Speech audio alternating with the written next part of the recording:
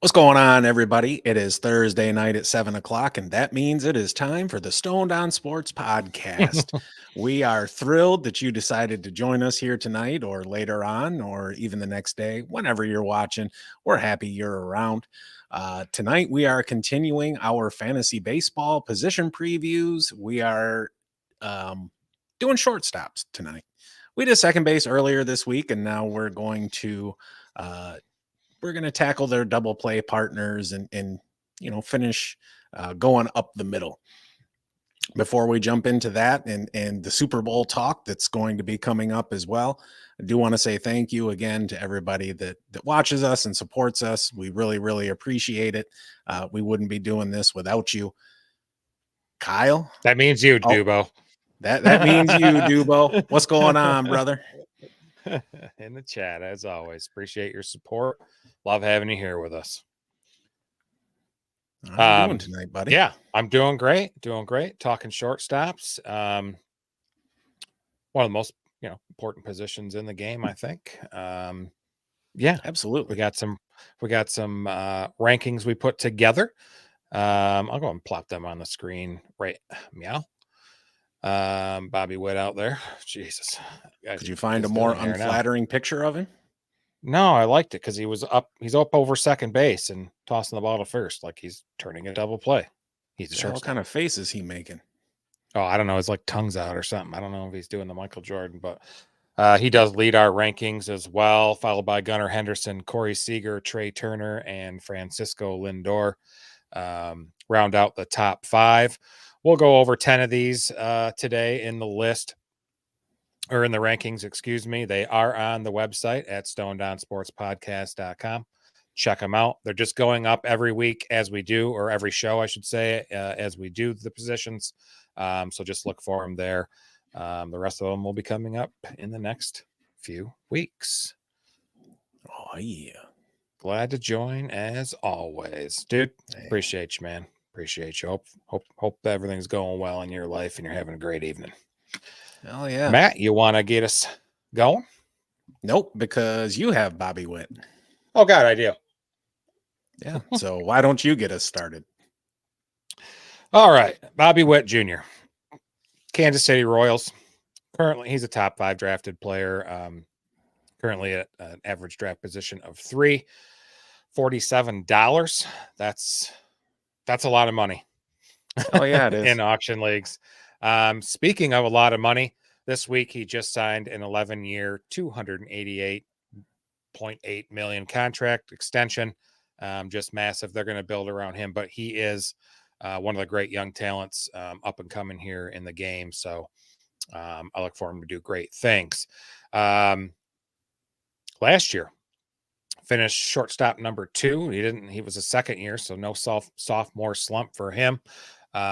This year, he's the first shortstop off the board in most drafts, I would assume.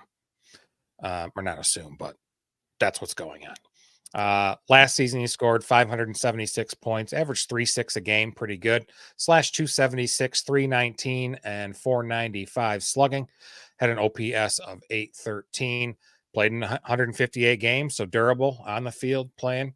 Had 177 hits, 28 doubles, 11 triples, which was number 1 at the position. 30 dingers, almost 100 RBIs at 96, almost 100 runs at 97, and 49 stolen bases, number 1 among shortstops. Just crazy. He set career highs. All those are career highs across the board. I think his combination of speed and power make him a very coveted player this year and years to come, for that matter. Some drafts I'm seeing him go number 2 overall, even before Mookie Betts. So we'll see what happens. They're similar cost as well in the mid 40s. So we'll see. Steamer, they're a website that does a lot of projections for baseball. They only project 2 players this season to hit 30 home runs and steal 40 bases.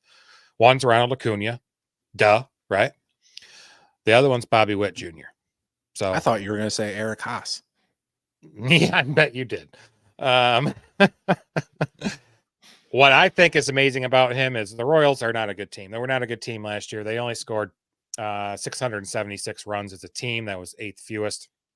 And with him nearly reaching triple digits in RBIs and runs, I think is a testament to his talent, definitely offensively.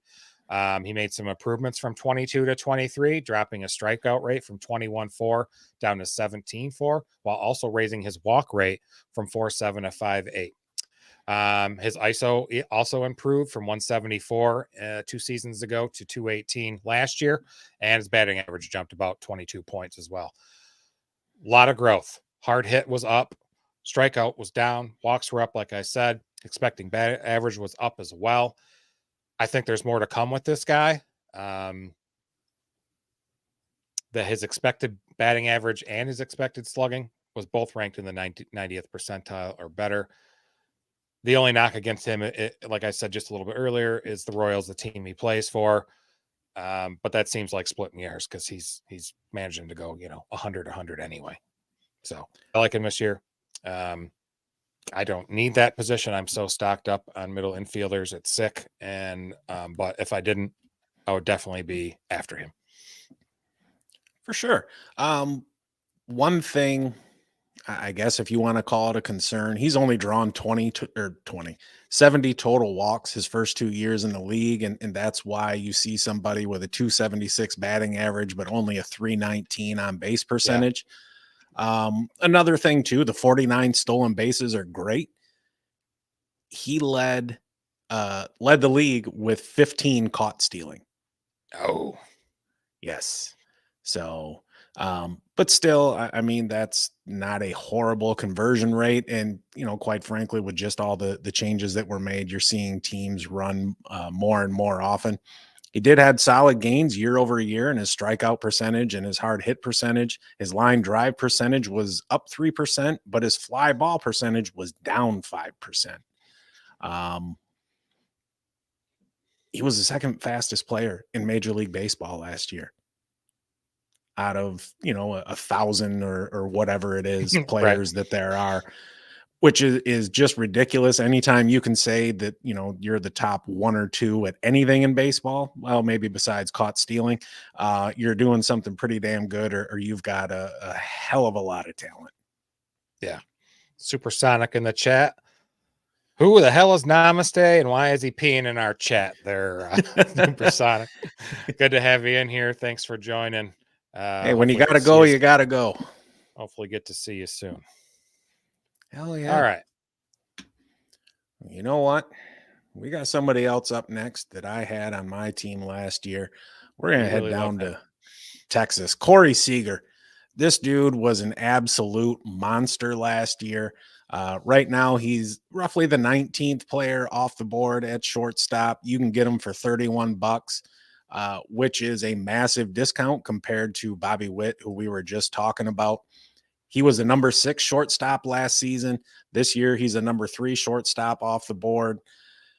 He scored 493 points last year, averaged 4.1 points a game. He was one of only 2 shortstops to average 4 points per game. Had 33 home runs, drove in 96, scored 88.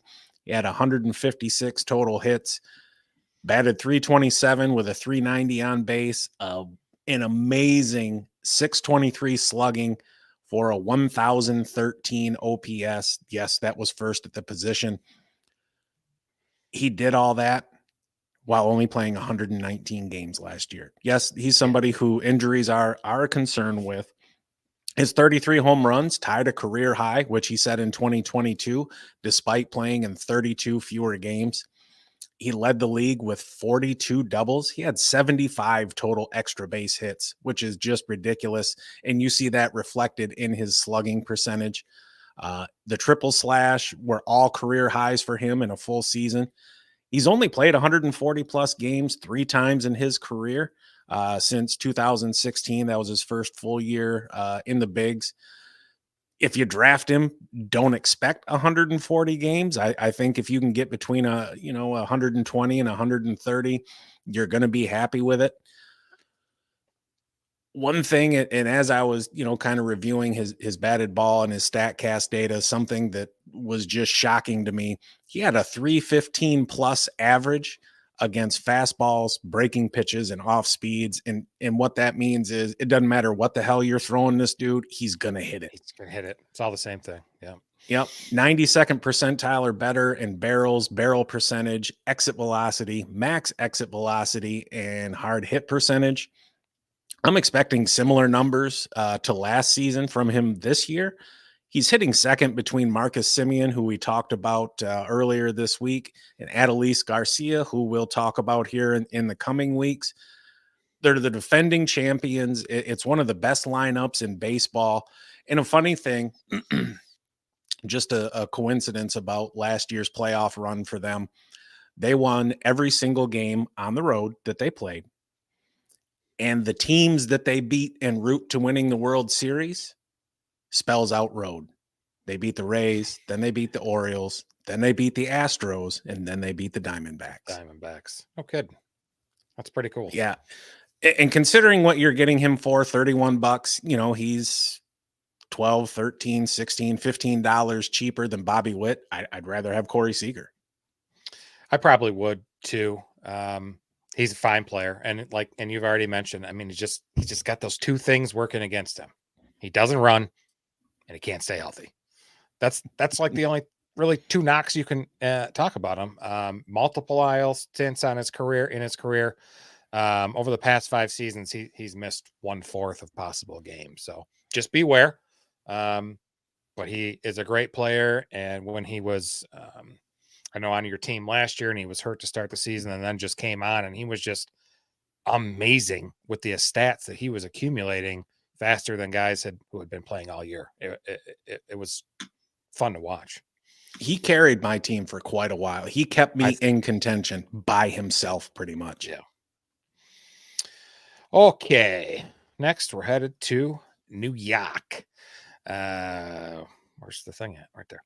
Francisco Lindor with the Mets, ADP of 24, going around $30 on auction values right now.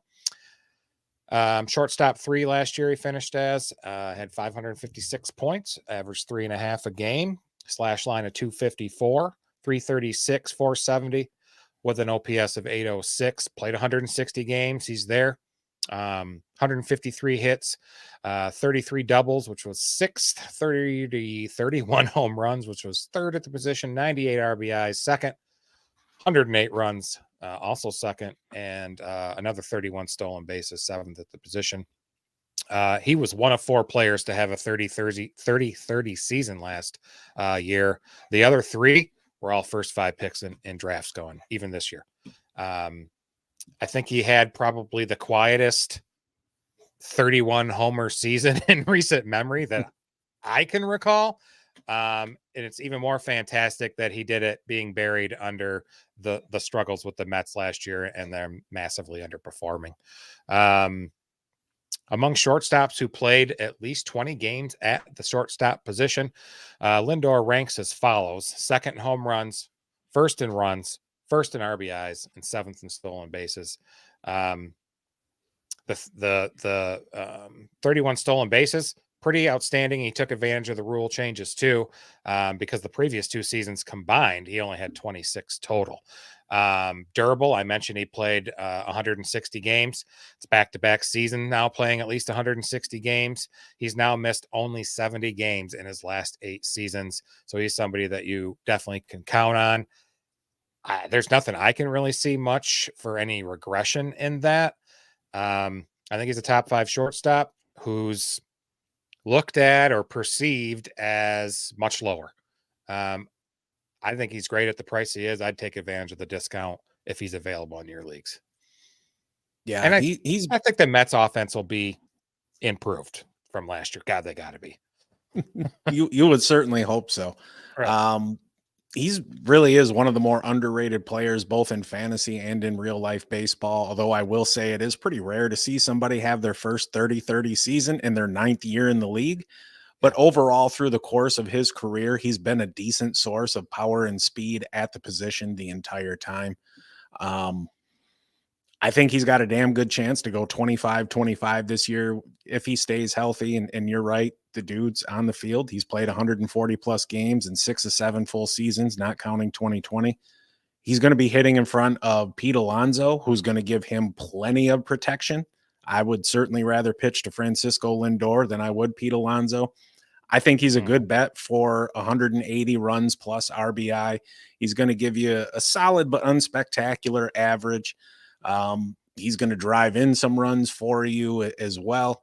And I like that he has the extra base power there as well. He's not a dead pull hitter. He can utilize all fields. He's especially good hitting the ball up the alley in left center. So he's damn solid at the position. You could certainly do worse than him, considering where he's going. I think he's appropriately priced in terms of auction value and ADP. Heck yeah. All right. So now we're going to go down to Cincinnati, and we're going to talk about a dude that had the entire baseball world buzzing when he came up last year. We're talking about Elly De La Cruz of the Cincinnati Reds. ADP of around 22. You can get him for around $29. He is amazing and terrible all at the same time. And part of it is just because he's so young, but you see the upside and the talent and you just salivate at it and just you sit there and wonder what he's going to be like when he puts it all together. Last year, he was a number 30 overall shortstop. He only played 98 games, so it's completely understandable. Scored 297 points, averaged 3 a game, 13 home runs, drove in 44, scored 67. He had 35 stolen bases in those 98 games, 15 doubles, 7 triples. His triple slash leaves something to be desired. He hit 235, got on base 30% of the time, slugged 410, good for a 710 OPS. Strikeouts are his issue. From July 1st onward, he only had 16 games where he didn't strike out. His 33.7% strikeout percentage is in the bottom 3% of the league. His 29.7% whiff rate is 5% over the league average. And when I say whiff rate, again, that's just swing and miss. You whiffed. Like most young hitters, he did struggle with breaking pitches. And for somebody who hits the ball as hard as he does, his 119.2 mile an hour max exit velocity was 3rd in baseball. His hard hit percentage is 9% over league average. He only had a 3.6 degree launch angle. He hits the ball on the ground 54.1% of the time and only hits fly balls a little over 18%. You're going to need to see improvement there if you want to see that home run number go up. I don't give a shit how hard you hit the ball. If it's going straight into the damn ground, you ain't legging out no damn inside the park home run. Yeah. He's going to be a beast on the base pass with his speed, but you can't steal first base.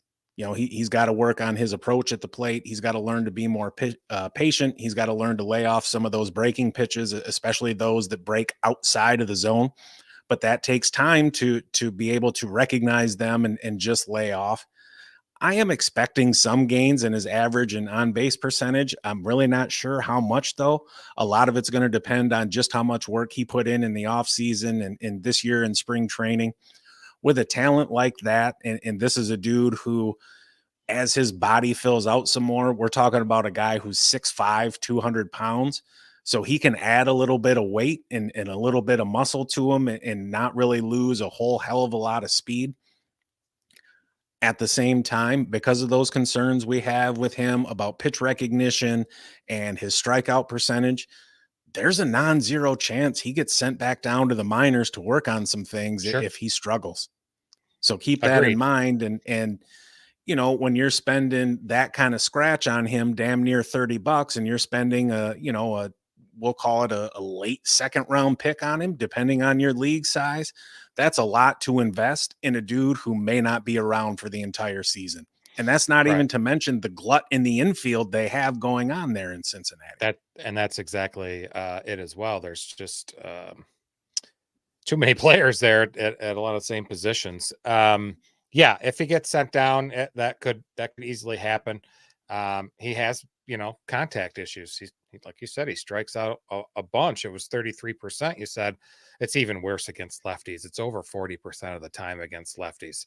So playing him every day is unjustifiable, right? Because you have other, if there's some other infielders there playing well, Candelario, Matt I McLean can't, McLean. There's some others. Encarnacion Strand. Yep, they got him too. Jesus.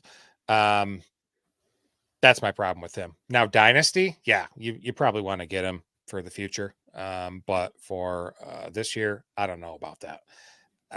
If you're looking for potential on your team this year, you grab him. You're going to have to grab him earlier than you want to.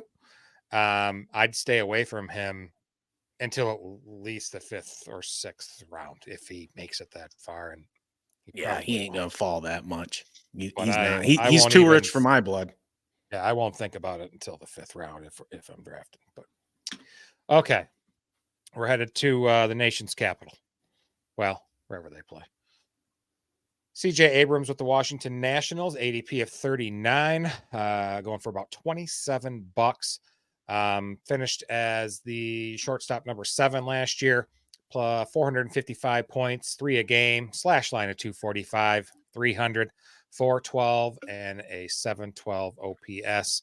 Played in 151 games, 28 doubles, had 6 triples, hit 18 dingers, 64 ribbies, scored 83 runs, 47 stolen bases. Number 2 at the position, ranked 4th in all of baseball, not just the NL. I think there's a tale of 2 seasons for him. Halfway point. I can't remember the date. I had it on here, I thought, but it was in July sometime. He flourished after he moved to the leadoff spot. Before he was down in the order, he was only hitting 233 with 11 stolen bases. He then went 12 for 25 with 5 steals in his first 5 games as the leadoff man. And Dave Martinez is like, yep, I got my guy. His strikeout percentage went down nearly 10% from the second half of the season from the first half of the season. And I think that's pretty insane considering leadoff is probably the most difficult spot to hit. The power came as a little bit of a surprise last season. He just hit 2 homers in 90 games as a rookie and didn't really display much of that pop in the minors. Posted a quality strikeout rate, 19-2, but he just walked 5% of his plate appearances in the 9th percentile. That's why you'll see that 300 on base percentage, pretty subpar. What else did I have about him here? Geez, I lost my spot, guys. I'm sorry. He is currently the 8th, I mentioned before, 8th shortstop being taken off the board. That's narrowly behind Bo Bichette, who we're not going to talk about today, but we probably might soon. That's a much higher floor with Bo Bichette. Is it Bichette? Bichette? I don't know. Yeah, Bo Bichette. Yep, somebody like him. If you're a dynasty league, I'd be wiser to wait for Jackson Holliday than going for somebody like CJ Abrams at a much better ADP with long-term stability. But consider Abrams an upside player, typically or especially for stolen bases. Yeah, so CJ Abrams is somebody who came over from the Padres in the Juan Soto trade. He has an absolutely elite prospect pedigree, right? If you are the centerpiece of a trade for somebody like Juan Soto, there's a hell of a lot of talent there. He was only caught stealing 4 times. And when you contrast that with Bobby Witt, who we were talking about earlier, that is a drastic difference. One thing I noticed that was kind of interesting, and his home run pop kind of come out of nowhere. All but 2 of his home runs were pulled. He's somebody, he's going to bat leadoff, like you mentioned. He's going to be hitting in front of Lane Thomas, who is himself is coming off of a career year. I wouldn't be completely shocked if we're looking at a 2040 season for CJ Abrams. He's, to me, one of the most exciting players in the league just because of that combination of speed and home run ability. He's got to work on getting on base more, though. And that's something, especially as we get to these guys who are in the double digits of rankings. And I think I said this on Tuesday, they're going to have warts of some kind. And you're going to notice a lot of these guys' primary value is derived from stolen bases and utilizing their speed, which is just fine. Because in years past, it seemed like stolen bases were something you could write off, you could fade it. I don't give a shit, because it was guys who had speed but nothing else. They were going to hit 235 with 4 or 5 home runs. Think, way back in the day, think Vince Coleman, which that's Yeah. probably a little old for most of our audience to remember. But yeah, nowadays there's been a lot of changes in the way that hitters approach things. And Kyle, this is something you and I were talking about the other day. You had the launch angle revolution here over the past 6-7 years as a counter to pitchers leaning more on velocity. And the thing is, when you're talking about velocity like that in a major league hitter, any of them can hit 100-mile-an-hour fastball. Once you're up in the show, you're to the point where that just doesn't matter. But the launch angle now plays a bigger part in that. And then you have smaller dudes like this just kind of swinging for the fences, and then you see a 245 average. So, but overall, where he's going, 40, I'm all right with that. At $27, I don't know how I feel about that, considering how for $4 more I can get Corey Seager with more consistent production. But at the same time, if shortstop is a position I want to wait a little bit on, he's certainly more than adequate. All right. Speaking of San Diego, why don't we head out there, shall we? Sure. Xander Bogaerts coming off the board right around pick 109, 110. And now we're seeing the average auction values come down quite a bit. He can be had for $14, which is not a whole hell of a lot when you're talking about a $260 budget. He was a number 10 shortstop last year. This year, he's a number 13 shortstop off the board. 448 points last year, averaged 2.9 a game, 19 home runs, 58 driven in, scored 83, 170 hits, 31 doubles, which is nice. He stole 19 bases, which you'll take at a triple slash, a 285, 350, 440, good for a 790 OPS. He's somebody who is, one of those who's always out there on the field. He's played 140 plus games every year but one since 2014. He's got a 350 plus on base percentage in 8 of 9 seasons. His expected stats, and what I mean by that is those are stats, your expected batting average, your expected slugging percentage, etc. Those are all based on batted ball data. His expected stats were all lower than his actual stats, but he's somebody who's actually consistently outperformed his expected stats throughout his career. He's hitting second in a very top-heavy lineup in the second best pitchers park in baseball.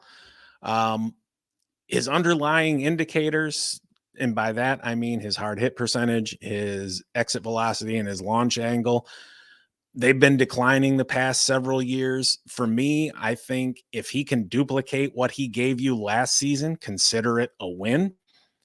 And if I can get, 19 home runs, maybe he bumps it up to driving in 65 instead of the 58.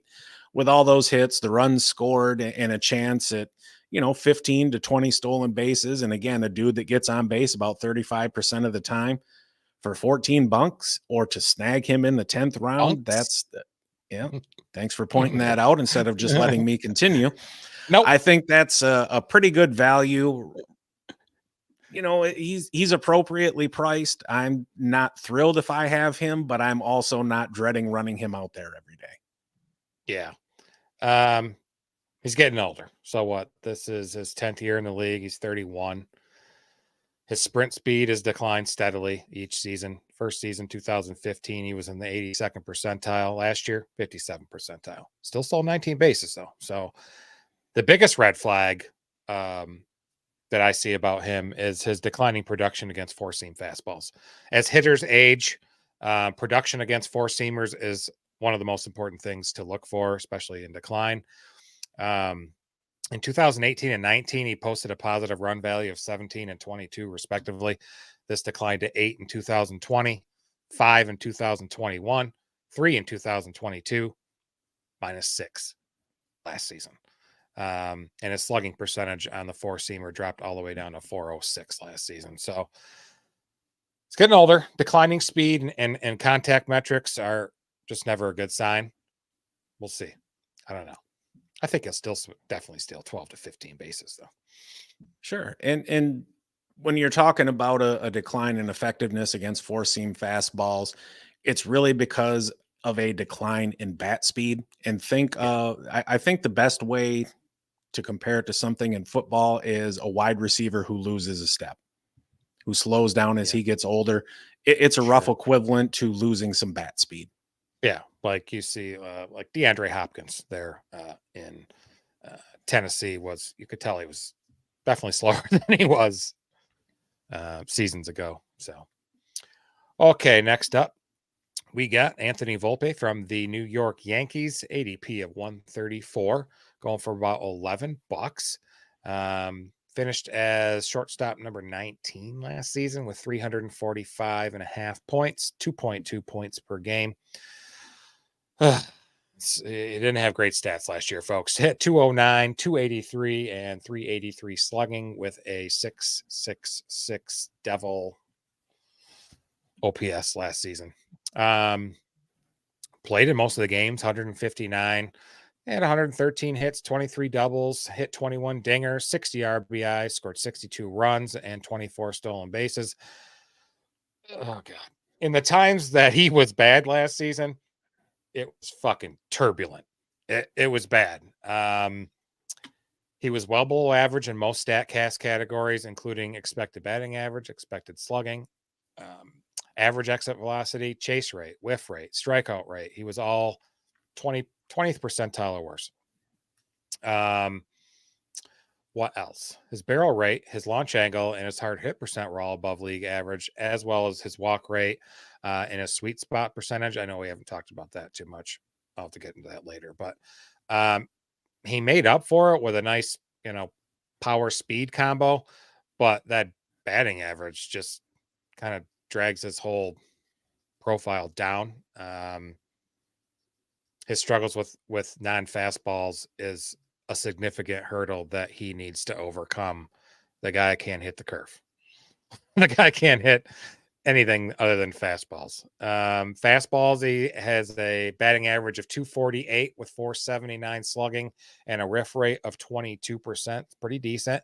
Breaking balls, hits 147, slugs 261, 33, almost a 34% whiff rate. Off-speed pitches, bats 204, slugs even worse at 259, and a whiff rate of 36.6.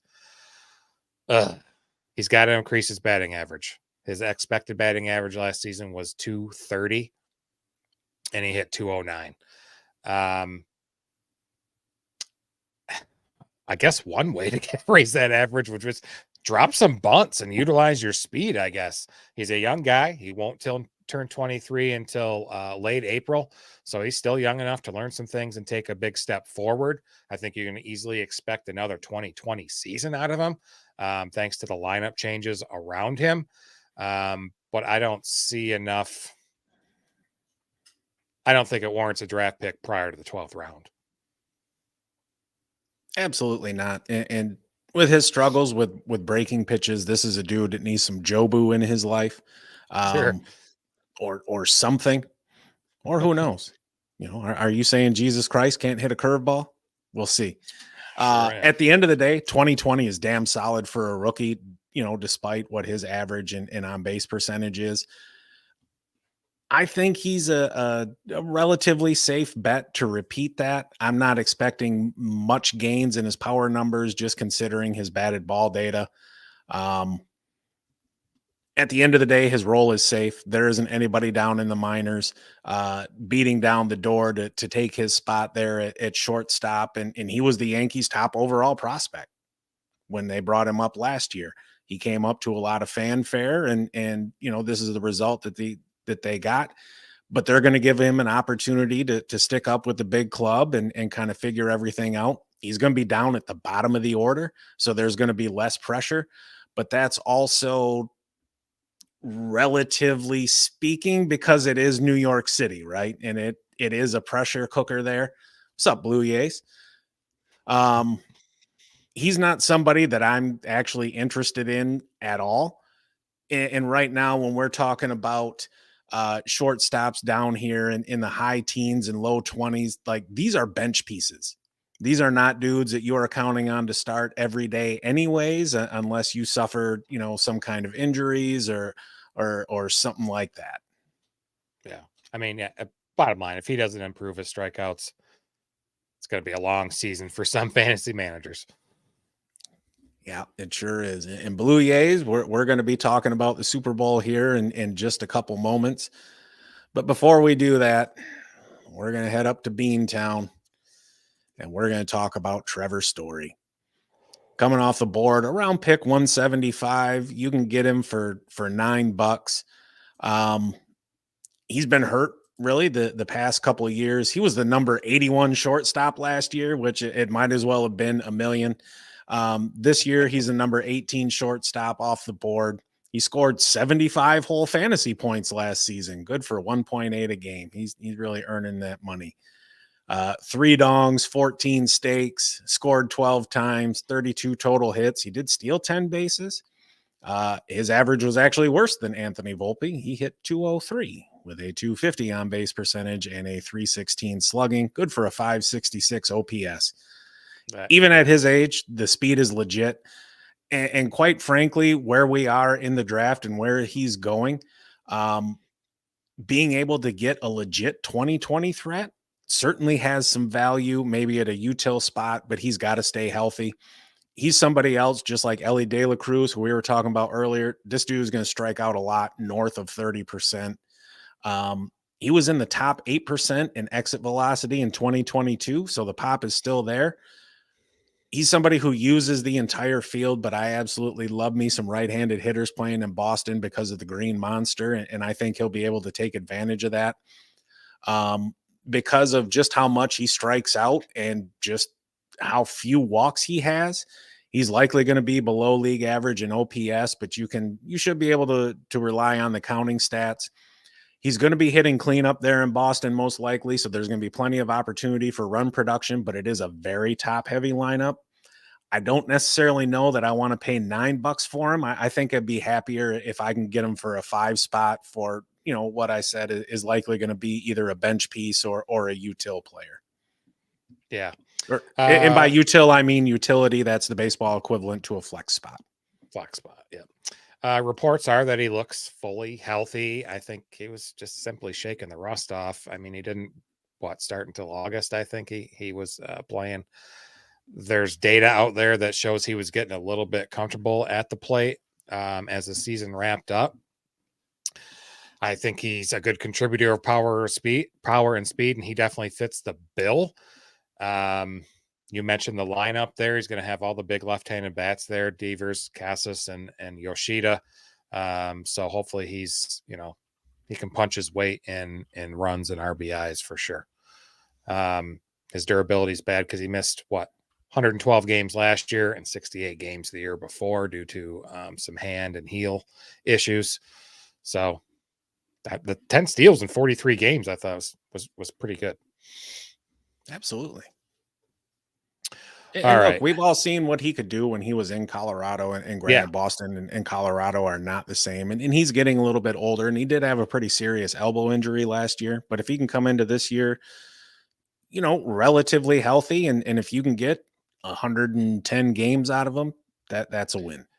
I see that they had the UCL and didn't elect to go with the full Tommy John. He did the brace surgery for that one. So the Drew Rasmussen surgery. Yeah. I think Glasnow had it as well. Somebody else. All right. Next up, Jeremy Pena with the Houston Astros. Boo, cheaters. Yeah, exactly. Well, he wasn't there then. Doesn't matter. Average draft position of 226. You notice that's why we didn't talk about Altuve at the top of the hour here, because I don't want to talk about him. He's a cheater.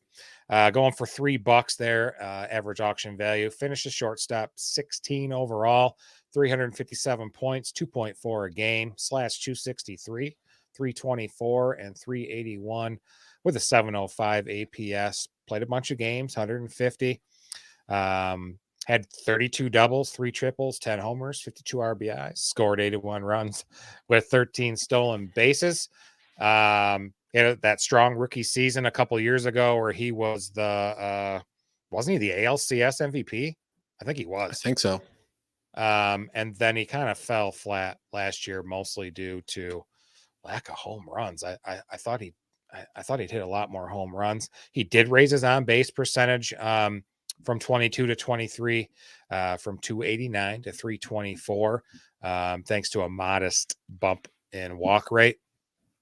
He was in the bottom 4 in walk rate in 2022. He was still in the bottom 30% last year, but improving. That's what you're going to be wanting to look for in your players. And he also cut his strikeout rate by about 4 points as well. His home run to fly ball rate was also cut in half, and his ground ball rate did tick up about 5 points. His whiff rate, chase rate, hard hit rate, barrel rate, and average exit velocity and expected slugging are all in the bottom 30%. And his launch angle went in the dumpster too. Another area to look for improvement is his splits. He has an 826 OPS against left-handed pitching, and 665 against right-handed pitching. That's in almost 1,200 plate appearances. He's not much of a base stealer. 20 seems like his ceiling. He does have wheels. He's in the 96th percentile in base running run value, according to StatCast. Definitely with the solid plate skills and base running, not solid plate, but base running skills with that lineup, that potent lineup, seems like a pretty decent way for him to rack up some stats, considering how late you could get him. Yeah, I mean, he's somebody who his strikeout and walk percentage are still below league average. He's somebody who puts the ball in play and just kind of relies on his speed, but he doesn't really hit the ball especially hard. Minute Maid Park, or whatever bullshit they're calling it nowadays, it's a neutral ballpark, slightly above average for home runs, but he's not really a power guy. I think if you can get like a 15-15 season out of him with 145 runs plus RBIs, I would be very happy with that, considering where he's going. 226, we're talking about, 20th round, 21st round, something like that. These are our lottery ticket kind of guys. And for $3, it's, not free, but about as close as you can get to it. And we got some jabroni coming in from Twitch. Yeah, we'll pass. Overall, again, a bench piece, not a whole heck of a lot. It is what it is. If you're drafting him, you're not drafting him expecting a breakout season. I'm not real big on the guy. I think he's better than somebody like Anthony Volpe. I would rather have Pena than him, but that's kind of selecting between two not so great options to begin with. Yeah. And now, Dubo, this one's for you, brother. Carlos Correa, Minnesota Twins, coming off the board at around pick 250. You can get him for the price of a McDouble, $3. Last season, he was a number 24 shortstop. This year, he's a number 24 coming off the board. Scored 329 points, averaged 2.4 a game. Had 18 home runs, drove in 65, scored 60, 118 hits, 29 doubles, which is solid. Had a 230, 312, 399 triple slash, good for a 711 OPS. Damn, that makes me want a Slurpee. Something about him, he's not stolen a base since 2019, and even then, he only had one. He's actually still a pretty decent source of power and extra base power. I wouldn't be shocked if he had 45 plus combined home runs plus doubles, just depending on his health. And we all remember that fiasco with him and his ankle and him trying to get signed somewhere. And quite frankly, I wish Detroit would have signed him over Javier Baez, but it is what it is. Both his walk and strikeout percentage are slightly above league average, but his strikeout percentage is increasing and his walk percentage is decreasing. His hard hit percentage has actually increased the last 3 seasons, and he's pretty well above league average. Target field is a slight hitter's park, but he's somebody who injuries have always been something has kind of plagued him. He's only played 140 or more games twice in his career. I have some concerns about his run production. He's likely going to be hitting 5th in that lineup, but their leadoff hitter has exactly 24 games of MLB experience, and their 2 through 4 hitters all have injury concerns in Royce Lewis, Byron Buxton, and Max Kepler. He's somebody who he's fine for his price if you're not expecting much upside from the stats you've seen in previous seasons. I think he's another dude kind of similar to Xander Bogaerts, where if he just repeats what he did last season this year, you would call that a win, especially for what you're paying for him. Yeah. Even with the disappointing season, he was still hitting the ball hard. I know you talked about the hard hit rate, but his average exit velocity was in the 70th percentile, and the average exit or max exit velocity was in the top 9% of the league. So that does help. Below average strikeout rate, but above average and walkout rate. He had Walkout 0 or rate? negative walk rate. Yep. Sorry. He had 0 and negative run values by every single pitch type there is, which the guy gets. I don't know. Why did we want him as a Tiger? Because we didn't want Baez. Yeah. I don't know. And there's a reason we have not talked about Javier Baez, and Kyle and I, we were discussing this as we were kind of putting this list together, and was like, all right, who's going to do Javi Baez? And, oh, I don't know. It's like, dude, if I get him, I'm just going to roast his ass for like 4 minutes. But he didn't even crack the top 24. So what does that say? Right. Agreed. All right. Okay. It's time for football. That'll work. So yeah, Chiefs and Niners rematch of 4 years ago. Kansas City won that. I saw that Kansas City's now 8-3 as an underdog with Patrick Mahomes as their starting quarterback. They're 9-1-1 against the spread, including a 3-0 record in the postseason. That's just kind of absurd. Just from some further context for that, Mahomes has made 96 starts in the regular season and now 17 starts in the postseason.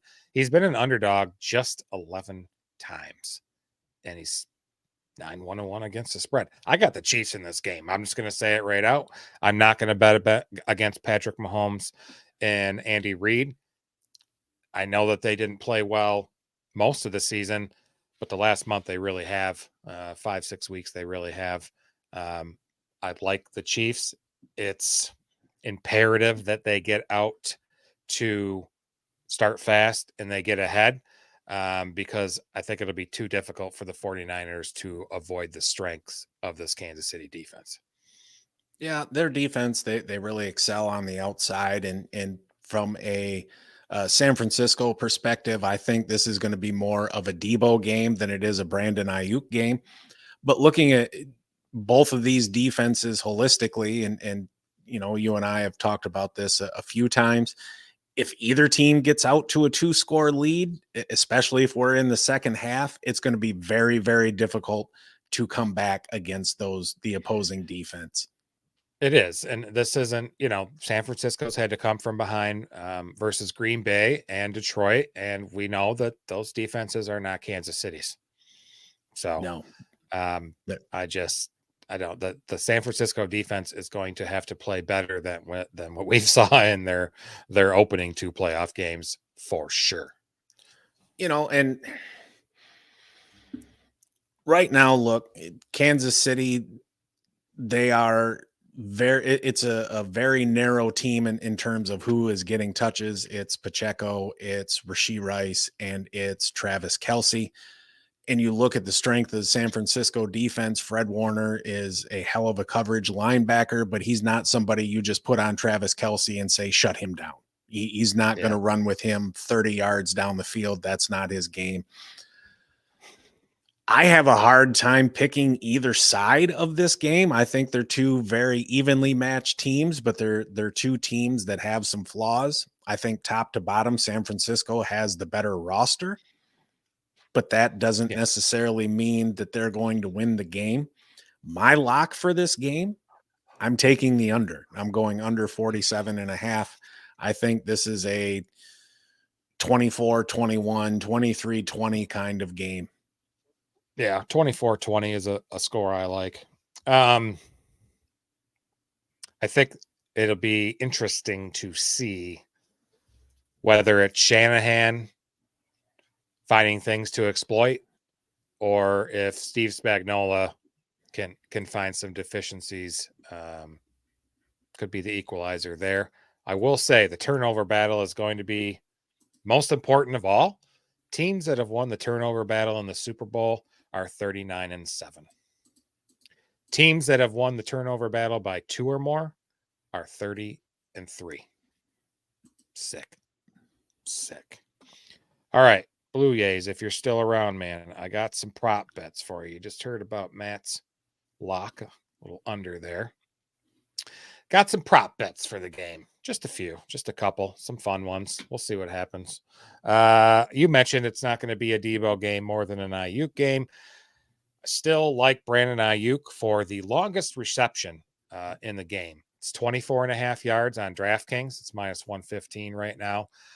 Chiefs typically line up 2 high safety formations. Cover 1 is usually their coverage of choice. Brock Purdy's faced single high coverage on 63% of his snaps. I think you should expect some big plays from the San Francisco passing game. 49ers, when they gain 20 or more yards they'll gain 20 or more yards on 17% of their plays against that cover 1 or single high. That's ranked first. The Chiefs allow 20 or more yards on 12% against in cover 1, ranked 26th. I think Ayuk's the most likely receiver to benefit from that. We will see. Ayuk also is favored with the longest reception in the whole game, 300 at plus 360. Interesting. Another weird one that I did some research on. Brock Purdy's first quarter passing yards. Current line, 54.5 yards on DK, minus 110. 49ers, they're a run first team, but I really think it's going to be important for Purdy to get, let's get some easy pass plays for him early in the game, get him in a rhythm. Purdy has had at least 55 first quarter passing yards in 11 of 18 games this year. And 2 of those games, he only missed the number by just a couple yards. So could be an interesting one to do. The other one I really like, my favorite one, it's Mahomes over 4.5 rush attempts. It's minus 125 on DraftKings. In the 2019 Super Bowl, 9 rush attempts. In 20, he had 5 rush attempts. And last year, he had 6 rush attempts. In the playoffs against Miami and Buffalo, 6 each. It's safe to say he's going. I just see it. It's going to happen. Yeah, and especially if you think the Chiefs are going to win, each kneel down counts as a rush attempt. So if he kneels down 3 times, you just need 2 more. There are a couple props I like. The first one at plus 550, I like Christian McCaffrey to have a rushing and a receiving touchdown. All right. I think that's a decent bet. I think again, it's damn it, I almost said a Debo game. A Debo game. I like him to go over 78.5 combined rushing and receiving yards. And then there's one more, and I've been hearing about this all week. Pacheco's going to eat this, that, and the other. Everyone is saying, him going over his total 68.5. And this is one where I think he very well may do it, but at the same time, I want to fade the public. And here's why. Anyone who's ever worked retail and dealt with the public understands the public are a bunch of fucking idiots. And I'm not going to follow them like a lemming off a cliff. So I'll take the under.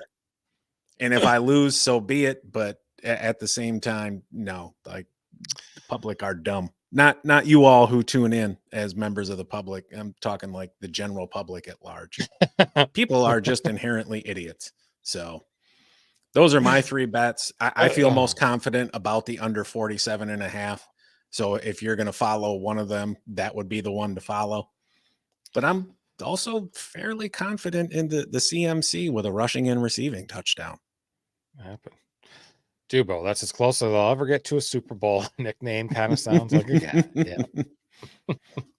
Yeah. You said lemming just a minute ago off a cliff, and that reminded me of a computer game years ago called Lemmings, and you had to do certain things to get them to drop and stuff, and I just somehow had that memory. Dubo, who are you going with? Chiefs or Niners? Blue, who you Blue got? Yays. Yep, Blue Kip, Yays. who you got? Yep. Sound off in the chat. Yep. Where are you putting your money at this Sunday? Oh, and what's on the dinner?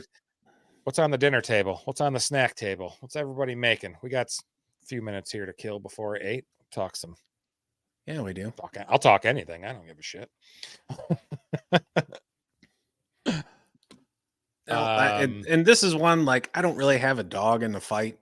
Right. I'm just rooting for a good game and exciting. You know, I don't want to see no damn blowout. I don't really think anyone does unless you have a vested rooting interest in one of the teams. Dubo says he agrees with the under.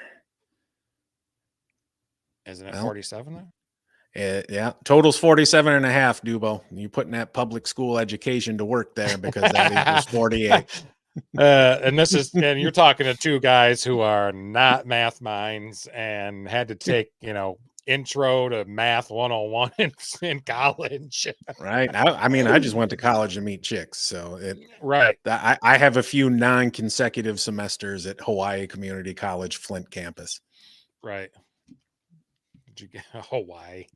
McLovin? Yep. God, those were the days. Oh God. Used to have so much fun in our youth. Or youths. The 2 youths. That's me. I mean, I'm still young. He said he thought he heard 53. No, 47.5, brother. But you got to remember, Kyle, like demographic wise, I skew younger. Right. Yeah. That whole 3 months.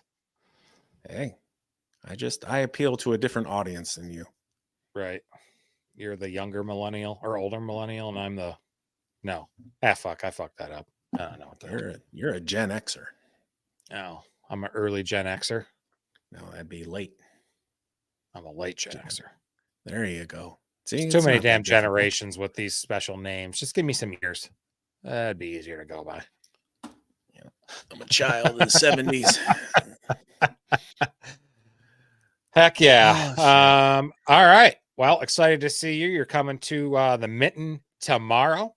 So we can hang out this weekend, get some stuff done for the podcast, watch the Super Bowl, relax a little bit. Yep, you can make me some food. Some buddies. Yeah, I'll make you some food. So I won't F up the sausage, gravy, and biscuits this time. I promise. You better not. Never let you live that down. So yeah, rankings on the website, Stone Down Sports Podcast. Check them out. Don't forget to smash them likes on there for us, guys, ladies, fellas, whoever, anybody.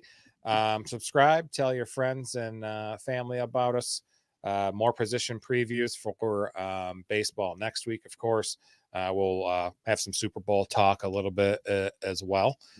See how everybody's bets did. And yeah, heck yeah. Thanks everybody for joining us tonight and every Tuesday and Thursday that you guys come. I appreciate it.